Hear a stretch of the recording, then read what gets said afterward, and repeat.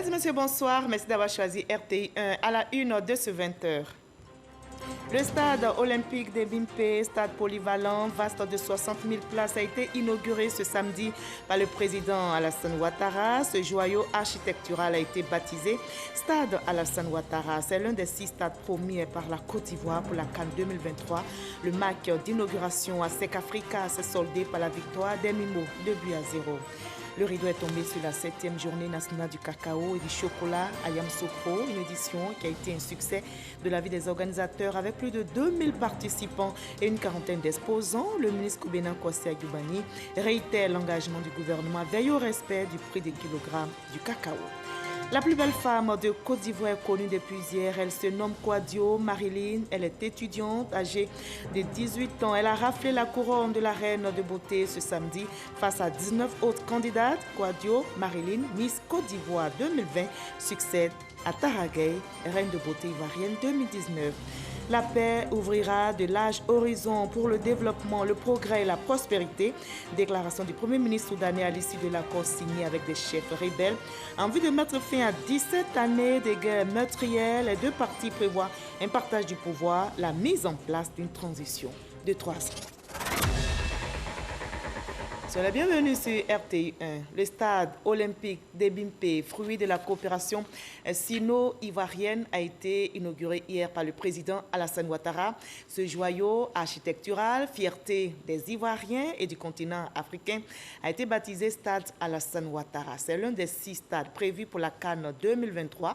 La cérémonie d'inauguration riche en couleurs et en sons a drainé du beau monde, nous rapporte Jérôme Kofi Abolin.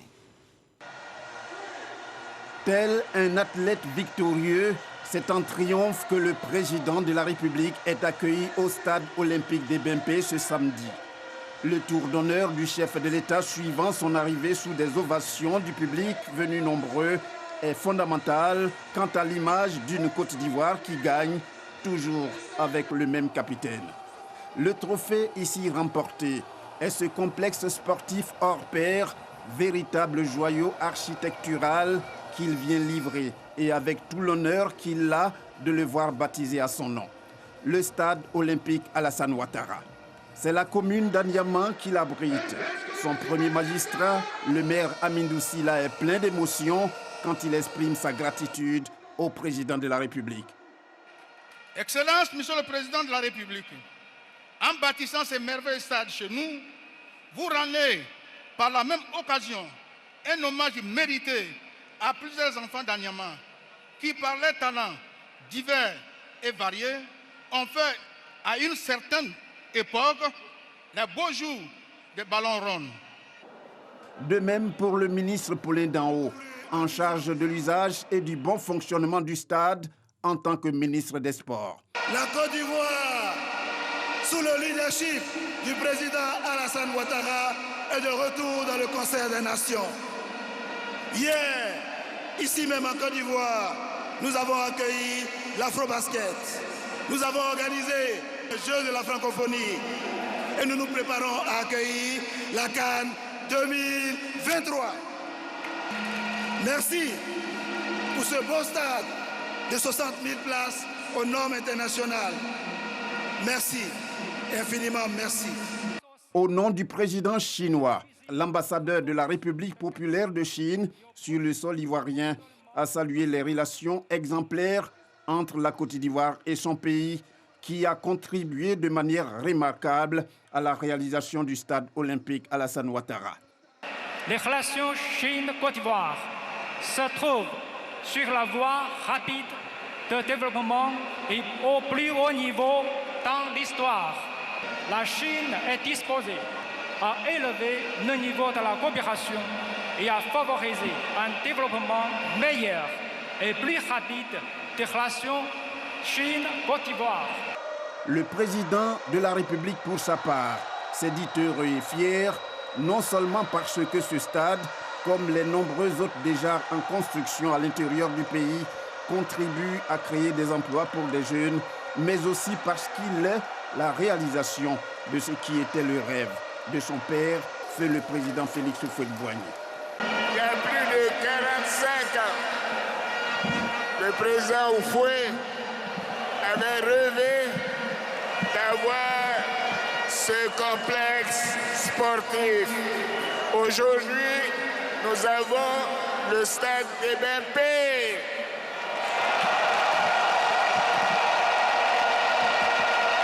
Chers jeunes, voilà, nous vous donnons ce joyau en sachant que tous, vous allez bien vous en occuper et que ce joyau a demandé des milliers d'emplois. Et chers jeunes, je peux vous garantir que nous allons continuer de vous donner des emplois par milliers et par milliers. Et je voudrais vous dire que je suis un homme heureux. Chants, danses et chorégraphies d'artistes ont apporté leur note de gaieté à cet autre moment de communion entre le président Alassane Ouattara et son peuple. Et c'est sans oublier le coup d'envoi du match de gala à SEC Africa, à cette occasion donnée par le chef de l'État lui-même. Ce qui signifie pour le président Alassane Ouattara qu'avec lui, tout est bien parti pour ne plus s'arrêter s'agissant de la promotion de la Côte d'Ivoire à tous les niveaux dont il entend toujours faire son affaire. Elles ont travaillé à la réalisation de ce chef-d'œuvre, le stade des Bimpe, stade Alassane Ouattara, fierté nationale et du continent africain. Elles sont au nombre de 25 personnalités issues du milieu du sport, des grands travaux et de l'aménagement. Elles ont été distinguées hier samedi par le ministre des Sports, Paulin Claude Danho. Leur acharnement au travail afin que le stade olympique soit livré dans les délais impartis. Leur acharnement a été récompensé, nous explique Salif Ouattara du RTI Sport.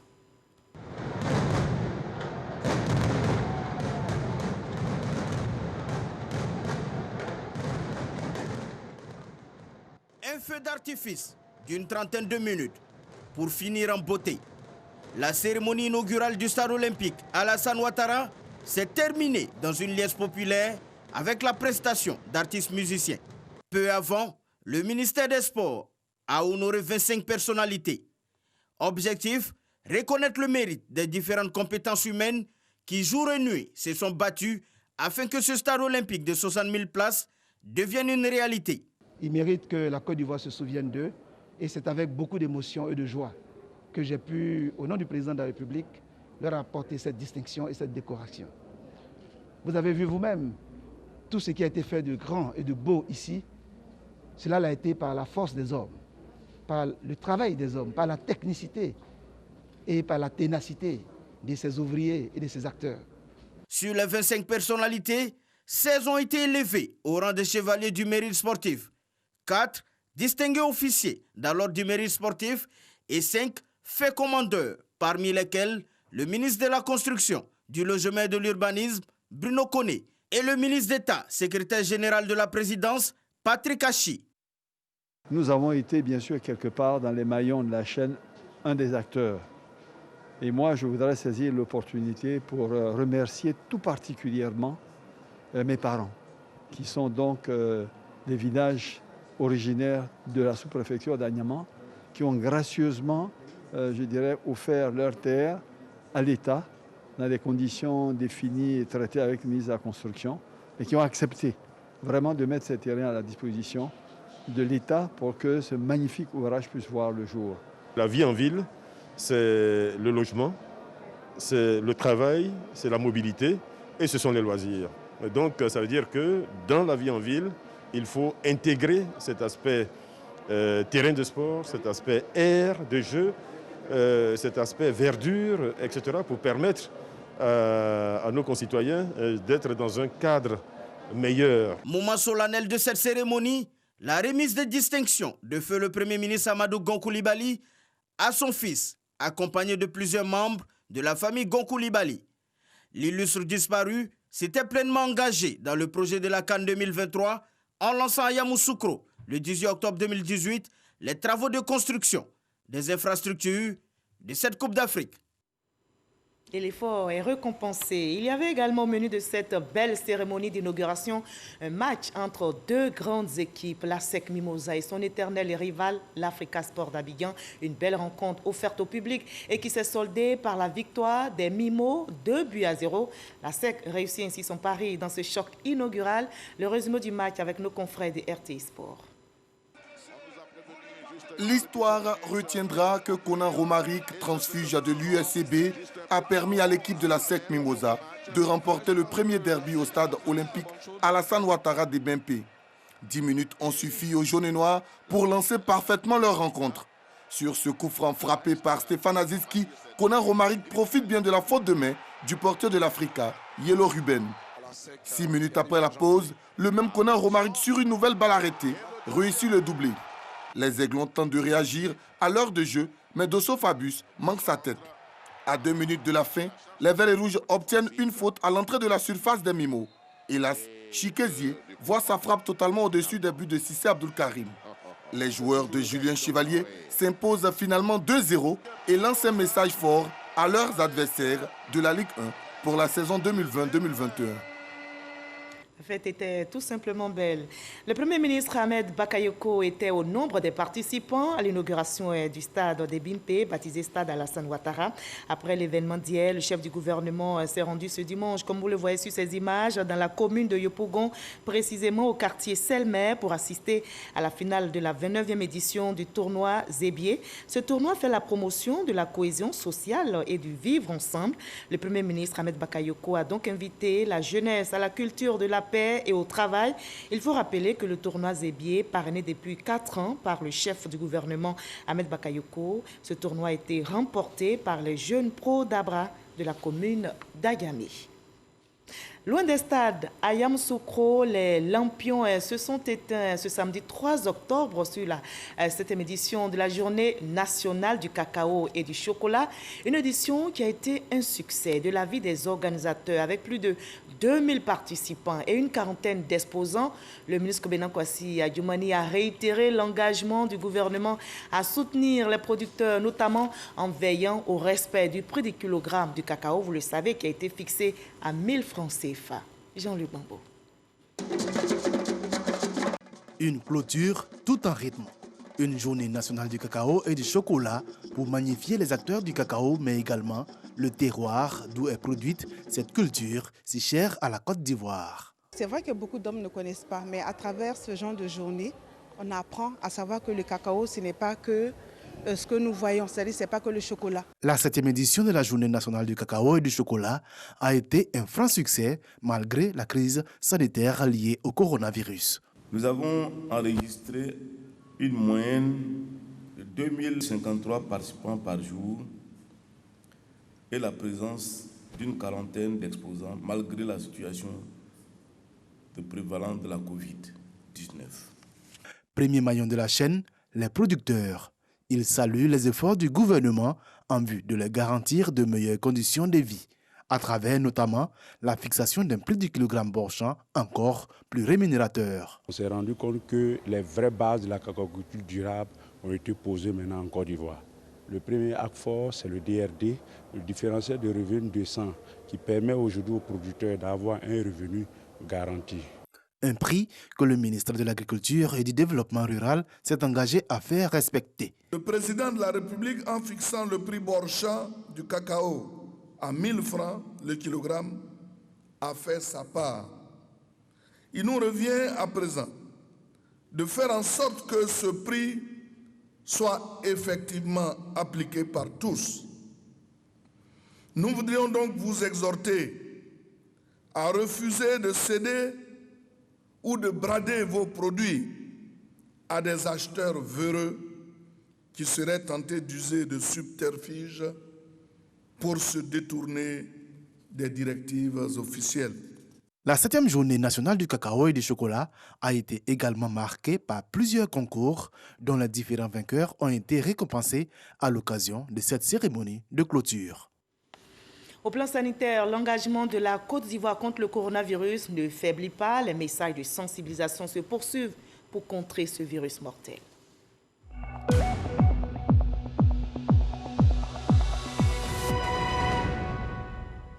coronavirus qui sévit et menace toujours notre santé. Ce dimanche 4 octobre, on dénombre 33 cas confirmés sur 794 échantillons prélevés, 28 nouvelles guérisons, 0 décès. La Côte d'Ivoire, notre pays, compte à ce jour 313 cas actifs. Attention donc à ne pas relâcher dans l'observation des gestes barrières. Préservons notre santé et celle des autres en appliquant ces gestes qui sauvent, ces gestes apparemment simple. Et tout à l'heure, à 13h, dans le cadre du magazine du dimanche, Hamza Diaby a reçu le directeur général de Petrosi, la Société nationale d'opération pétrolière de Côte d'Ivoire.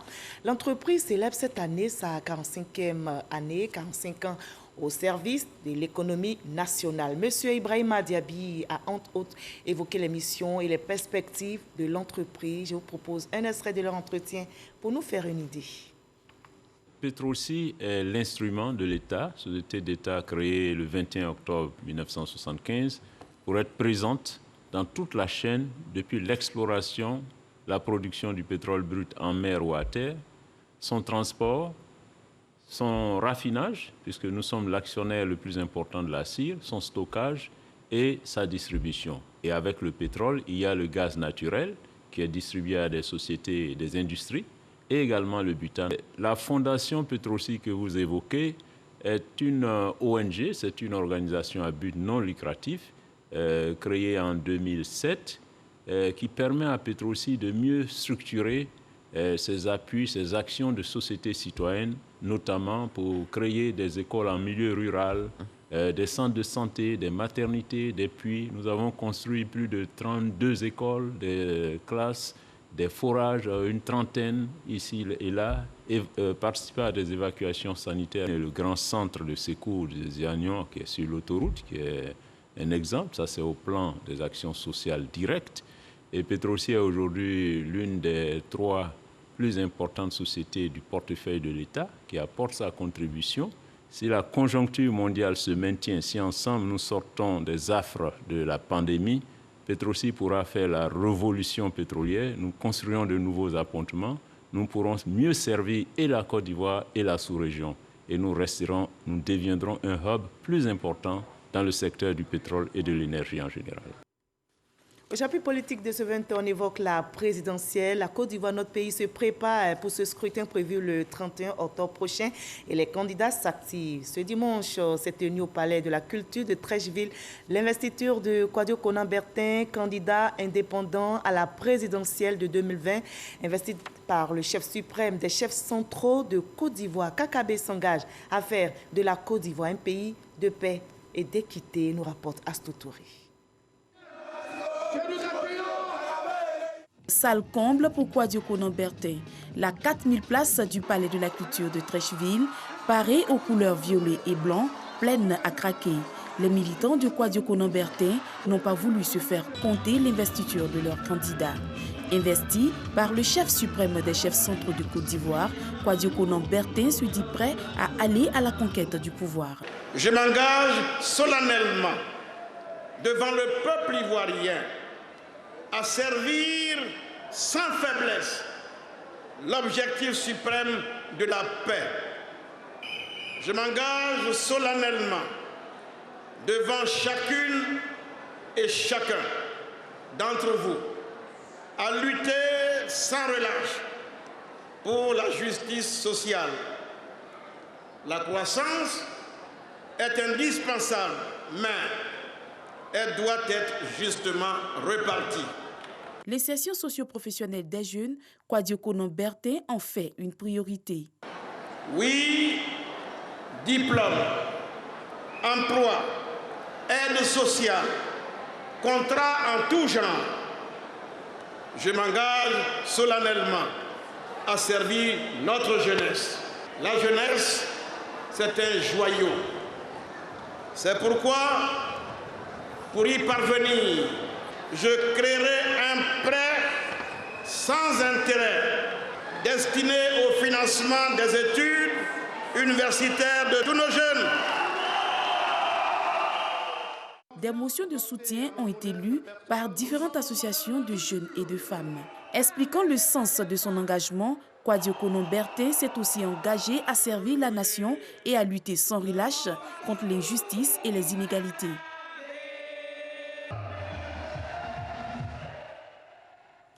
En attendant l'ouverture de la campagne, les états-majors des candidats affûtent leurs armes. Au RHDP, le directeur exécutif Adama Bictogo mobilise les militants du côté de San Pedro en faveur donc du candidat Alassane Ouattara. On en sait plus avec notre correspondant sur place, Sam Konan.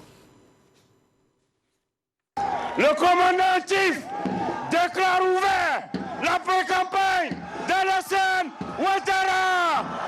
C'est en ces termes que le directeur exécutif du RHDP, Adama Bictogo, a lancé la pré-campagne du candidat du Rassemblement des oufouettistes pour la démocratie et la paix à la place Ado, qui a refusé du monde.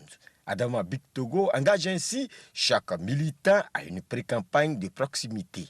C'est une mobilisation exceptionnelle qui lance donc le démarrage de la pré-campagne qui va se traduire par une campagne d'encadrement, de proximité, d'accompagnement de nos militants. Nos animateurs politiques ont juste besoin de séduire un seul électeur pour que le RHDP soit majoritaire à cette élection présidentielle à San Pedro. Le directeur exécutif du RHDP a fait le tour de l'actualité politique en Côte d'Ivoire. Il a appelé les militants du parti au calme et à se concentrer sur l'essentiel. À l'opposition, Adama Bictogo laisse ce message. L'opposition ferait mieux de se préparer sur le terrain que de chercher à faire de la désobéissance et à entraîner les jeunes dans la violence. Nous disons non, nous ne répondrons pas à la violence parce que pour nous, ce qui compte et ce qui est beau pour la Côte d'Ivoire, c'est de gagner ces élections pour une Côte d'Ivoire plus forte et conquérante. Avant ce meeting de lancement de la pré-campagne du candidat Alassane Ouattara, Adama Bictogo a rencontré successivement la chefferie Kouroumen et Bakoué, les chefs de communauté baoulés et ceux du Grand Nord. Ils s'engagent tous à soutenir Alassane Ouattara à cette élection présidentielle d'octobre 2020. Le ministre de la fonction publique Issa Coulibaly, directeur régional de campagne du RHDP du Poro, était à Korogo ce samedi pour investir les différentes équipes de campagne de son parti. À l'ordre du jour également, la mise en place du comité d'organisation de la visite du président de la République le vendredi prochain à Korogo. Ami Sissoko sur place. Les équipes de campagne chargées d'assurer la victoire du candidat du RHDP, Alassane Ouattara, dans le Poro, sont investies ici à Korogo par le coordonnateur régional du Poro, Issa Coulibaly, également directeur de campagne du RHDP de cette région. Par ailleurs, ministre de la fonction publique. Selon lui, ce sont des hommes et des femmes rompus à la tâche qui ont pour mission de quadriller le Poro à la conquête des électeurs des départements de Korogo, Sinématiali, Mbengue et Dikodougou. Nous sommes tous déterminés, à partir de cet instant, d'investir tous les hameaux du Poro, tous les villages, toutes les localités, toutes les villes, tous les quartiers, pour ratisser au plus large, dans une proximité, pour amener nos parents à voter massivement le 31 octobre 2020 pour le candidat Alassane Ouattara. Et nous sommes sûrs que ce sera un coup KO. Nous n'avons même pas de doute là-dessus. Pour l'occasion, un programme de campagne à travers toute la région du Poro a été élaboré pour mieux appliquer la politique de proximité avec les électeurs. Un programme qui coïncide avec l'arrivée la semaine prochaine à Korogo du président de la République, Alassane Ouattara.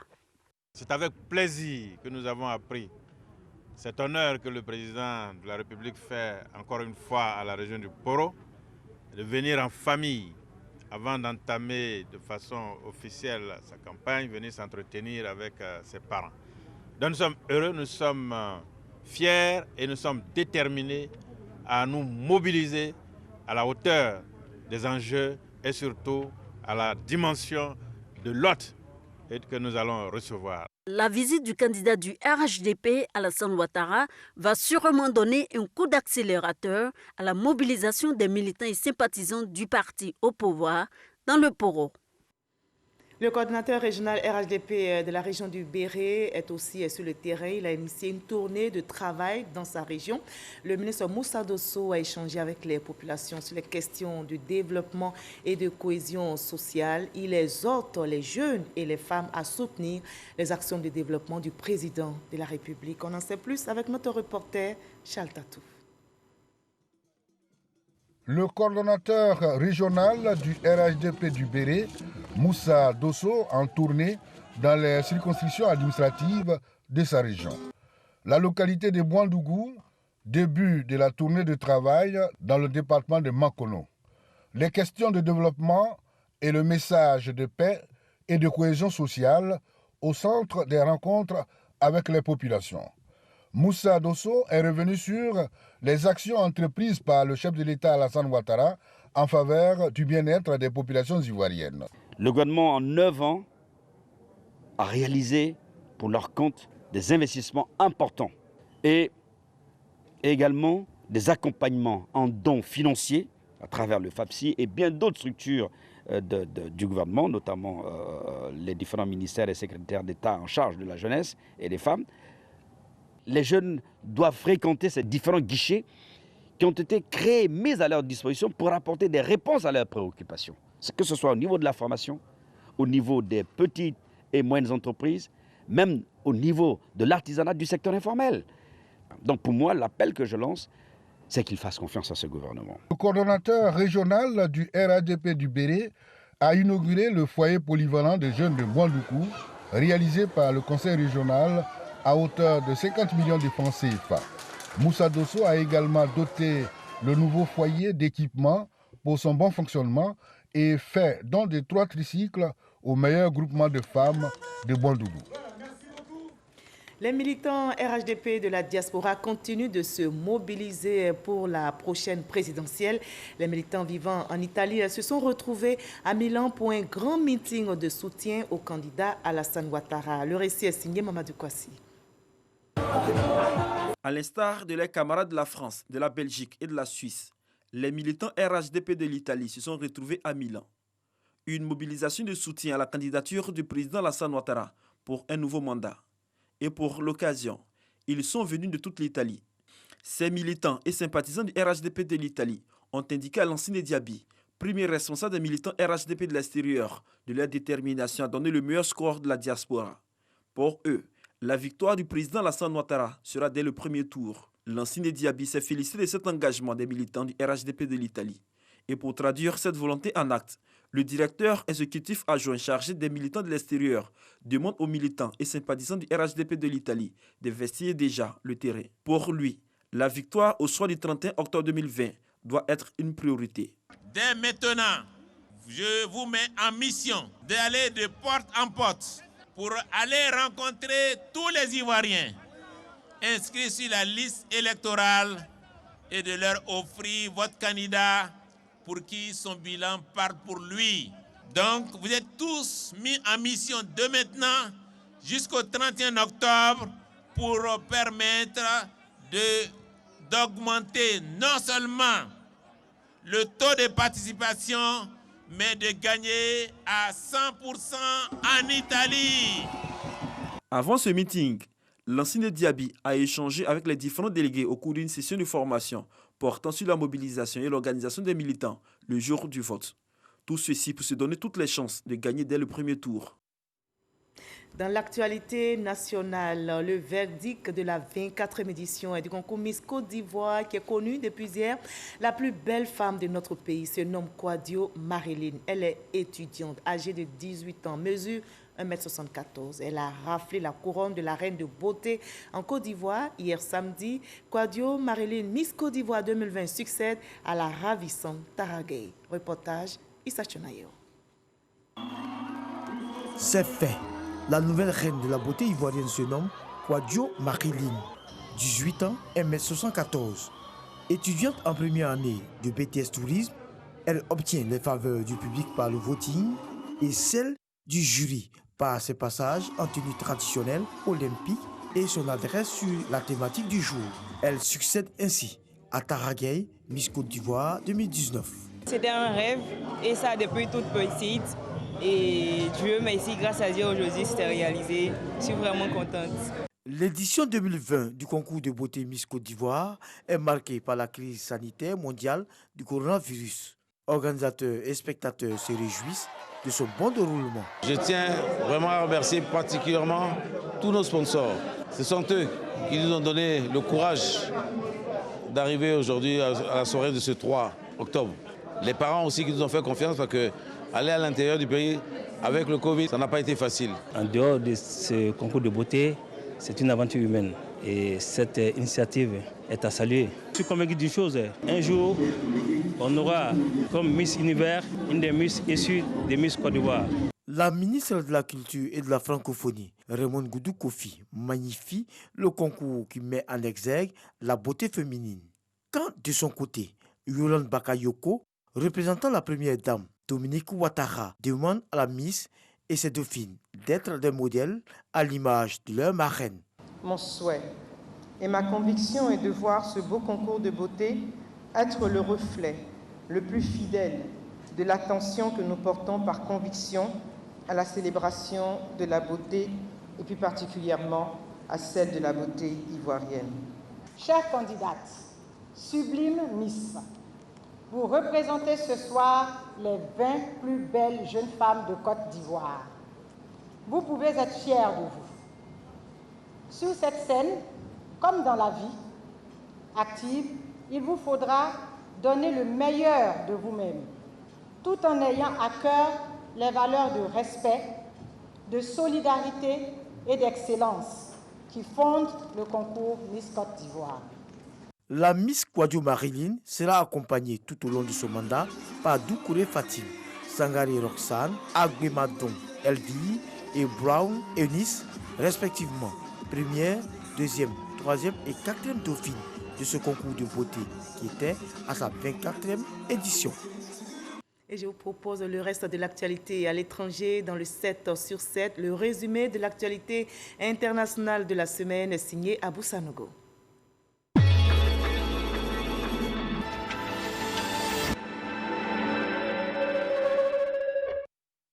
En République démocratique du Congo, Lubumbashi, deuxième ville du pays, a connu une incursion des miliciens du Bakata Katanga.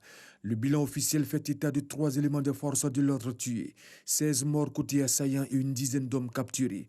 Le Bakata Katanga est cette milice qui milite pour la sécession de la province minière du Katanga. Victoire Tomega Dogbe est devenue la première femme nommée à la tête du gouvernement au Togo. Elle remplace Selom Komi Klassou qui a rendu sa démission la semaine dernière. Première femme togolaise à occuper la fonction de chef du gouvernement, Victoire Tomega Dogbe devrait composer rapidement sa nouvelle équipe et prononcer son discours politique devant l'Assemblée nationale. Le Rwandais Félicien Kabuga sera remis à la justice internationale et devra quitter d'ici un mois la prison de la santé où il est incarcéré depuis la mi-mai. Ainsi en a décidé mardi la Cour de cassation de Paris, chargée d'examiner l'ultime recours déposé par ses avocats pour s'opposer à son transfert et tenter de le faire juger en France. Considéré comme le financier du génocide contre la minorité Tutsi qui s'est déroulé au Rwanda en 1994, Félicien Kabuga avait été arrêté dans un appartement en banlieue parisienne le 16 mai à l'issue d'une traque qui aura duré 26 ans. L'Union européenne a lancé une procédure d'infraction contre le Royaume-Uni. Bruxelles reproche à Londres de ne pas avoir retiré avant fin septembre le projet de loi controversé revenant en partie sur l'accord du Brexit. Le lancement de cette procédure est annoncé au moment où les négociateurs britanniques et européens sont réunis à Bruxelles depuis mardi pour un cycle de négociations décisifs sur leurs futures relations commerciales qui doit s'achever vendredi. Alors que la junte militaire travaille à la normalisation telle que la communauté économique des États de l'Afrique de l'Ouest, les sanctions continuent de peser sur Bamako. Elle a donc tenté de donner de nouvelles garanties à l'organisation ouest-africaine au travers de la charte de la transition dans laquelle les prérogatives du vice-président de la transition sont limitées. L'organisation régionale a écarté toute idée dans cette charte la possibilité pour le vice-président de remplacer un jour le président. En pleine présidentielle aux États-Unis, le président américain a été hospitalisé. Donald Trump a quitté vendredi soir la Maison-Blanche pour rejoindre en hélicoptère l'hôpital Walter Reed dans la banlieue de Washington. Testé positif au Covid-19, le président américain a été admis dans cet hôpital militaire. Dans un bref message vidéo, il déclare aller très bien. Le gouvernement de transition soudanais et des chefs rebelles ont signé à Juba, capitale du Soudan du Sud voisin, un accord de paix historique qui doit mettre fin à 17 années de guerre meurtrière. L'accord est composé de 8 protocoles et stipule notamment que les mouvements armés devront à terme être démantelés et que leurs combattants devront rejoindre l'armée régulière.